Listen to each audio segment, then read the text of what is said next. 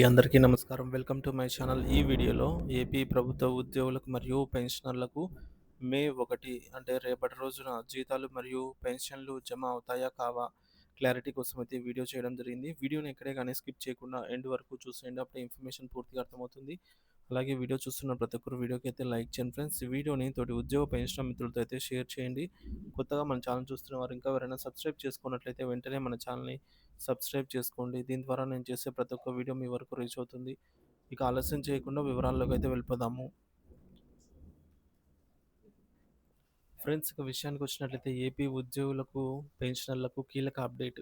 మే 1 అనగా రేపటి రోజున జీతాలు మరియు పెన్షన్లు వస్తాయా? సందిగ్ధతపై పూర్తి స్పష్టత అయితే తెలుసుకుందాము. ఆంధ్రప్రదేశ్ ప్రభుత్వ ఉద్యోగులు మరియు పెన్షనర్లలో ఒక ముఖ్యమైన ప్రశ్న మెదులుతోంది. ప్రతి నెల 1వ తేదీన అందే జీతాలు మరియు పెన్షన్లు మే నెలలో కూడా అదే తేదీన అంటే రేపటి రోజున 1వ తేదీనే వారి బ్యాంకు ఖాతాల్లో జమ అవుతాయా? లేదా ఏమైనా జాప్యం ఉంటుందా? అని ఈ సందిగ్ధతకు ప్రధాన కారణాలు: 1, రేపు మే 1 మేడే సందర్భంగా బ్యాంకులు సెలవులు కావడము. రెండవది కారణము రాష్ట్రంలో ఎన్నికల ప్రవర్తన నియమావళి అంటే ఎలక్షన్ కోడ్ కండక్ట్‌లో ఉంది. సో, ఈ 2 కారణాలైతే ఉన్నాయి మెయిన్‌గా.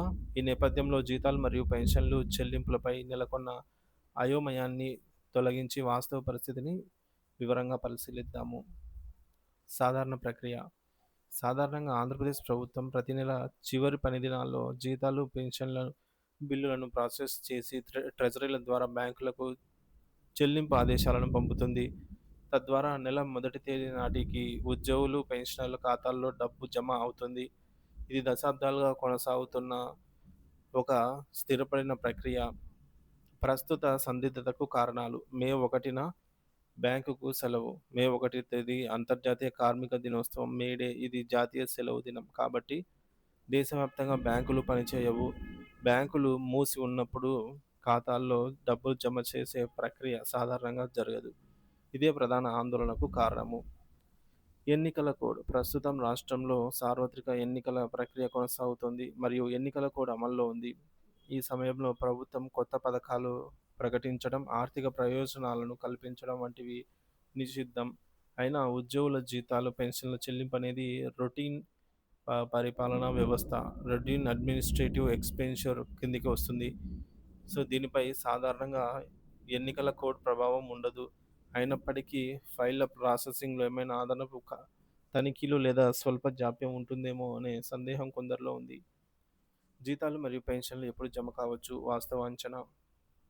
పైన చెప్పిన కారణాలను విశ్లేషిస్తే క్రింది అంచనాకు రావచ్చు. ముందస్తు ప్రాసెసింగ్. ప్రభుత్వం, ఆర్థిక శాఖ మరియు ట్రెజరీ సాధారణంగా సెలవు దినాలను దృష్టిలో ఉంచుకొని జీతాలు మరియు పెన్షన్ బిల్లులను 1వ తేదీ లేదంటే 2 రోజులు ముందుగానే ప్రాసెస్ చేసి బ్యాంకులకు పంపే అవకాశం ఉంది. అంటే ఏప్రిల్ 29 లేదా 30 తేదీలలో.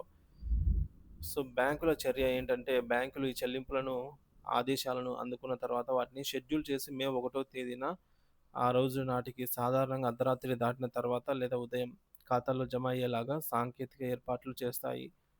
బ్యాంకులకు సెలవైనప్పటికీ ముందస్తుగా షెడ్యూల్ చేసిన క్రెడిట్ జరిగే అవకాశం ఉంది. ఆటోమేటెడ్ క్లియరింగ్ హౌస్ అంటారు, ఏసీహెచ్ ద్వారా.